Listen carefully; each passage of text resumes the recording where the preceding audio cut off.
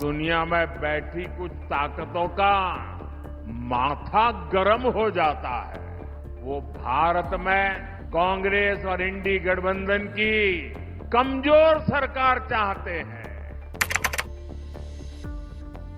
And $21 million for voter turnout in India. What do we need to spend $21 million for voter turnout in India? Wow, $21 million. I guess they were trying to get somebody else elected. Well, we ought to tell the Indian government. Prime Minister Shri Narendra Modi had warned about foreign powers attempting to interfere in India's internal affairs. The concerns he raised have now been echoed at the global level. US President Donald Trump has now openly questioned USAID's involvement in India's electoral process. Trump has raised concerns over USAID's allocation of $21 million to increase voter turnout in India, calling it foreign interference. This revelation brings a critical question to the forefront. Was this financial intervention truly about increasing participation, or was it a strategic move to influence election results? As the 2024 Lok Sabha elections approached, the opposition intensified its efforts to remove Prime Minister Modi from power. But behind the scenes, a deeper game was unfolding,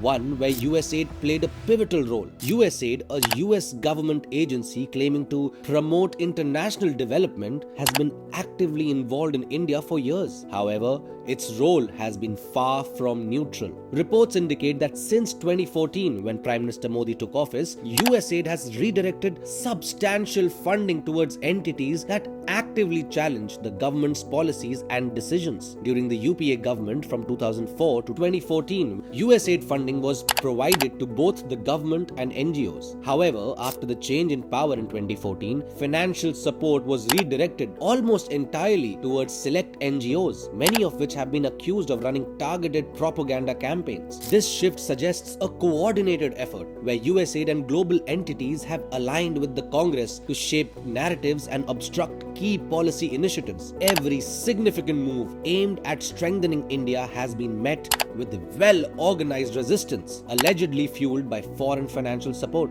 The evidence is too overwhelming. Through George Soros' Open Society Foundation, USAID has reportedly funneled millions into NGOs, media organizations, activists, and intellectual circles, many of whom have consistently opposed government initiatives. From the Shaheen Bagh protests to the farmer agitation at Delhi's borders, from the opposition to the Agniveer scheme to deliberate attempts at stirring caste-based divisions, each of these movements appears to have been strategically amplified by forces now under global scrutiny. US President Trump's statement has only reinforced long-standing suspicions. If foreign funding has indeed been influencing India's political landscape, the real question remains: who stands to benefit from these interventions, and at what cost to India's sovereignty?